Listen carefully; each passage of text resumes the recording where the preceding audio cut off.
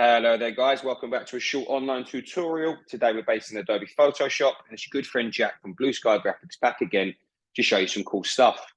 What I would like to do today guys is show you how to create a perspective shadow within Adobe Photoshop. A very simple process for you to follow, but as you can see, a really cool effect that you can apply to typography and that you can implement in one of your amazing graphic designs. Okay, the question should be is how do we do it? And obviously that's why I'm here today. So what I'm going to do now is bring up my layers window here.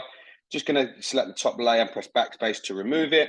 I've got my background layer, which is red, and I've got another typography layer shadow already prepared for us. Just want to make this a little bit bigger. So I want to use the shortcut Command T on Mac or Control T on Windows. And use the Option on Mac or Alt on Windows. I'm just going to resize from the center point, probably around sort of that amount there, like so. Okay. So what I first of all need to do is to convert this typography into a smart object. So just simply on that layer, I'm going to right click and convert it to a smart object. Then what I need to do is duplicate this layer. The shortcut to do that is Command J on Mac or Control J on Windows. Wonderful. Now to the either one really, let's bring that down. So we're just going to use our move tool. And let's take that down, pressing shift to keep it nice and straight in line, probably around that amount there will do. Okay, so with that bottom one layer highlighted here, what I need to do now is flip it. So yet again, I'm going to use the shortcut Command T on Mac or Control T on Windows to bring up our transform options. And then if I right click on this here, I have the option right at the bottom to flip vertical. Wonderful. And now we need to create that perspective. So yet again, I'm going to right click.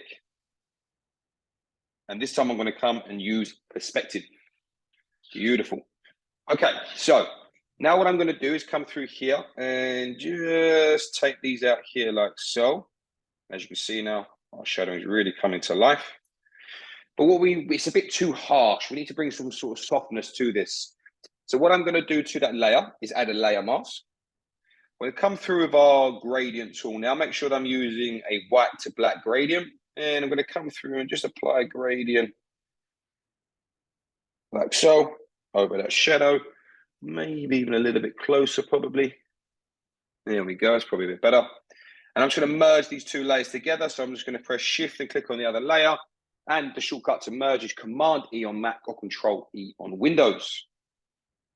With that layer still highlighted, I'm going to come to my move tool here and just align it better onto the document. And there you have it, guys. That's how you create that perspective shadow within Adobe Photoshop. If you're interested in finding out more about the school, please take a look at our website, guys, at blueskygraphics.co.uk. Thank you very much. Take care, and I'll see you next time.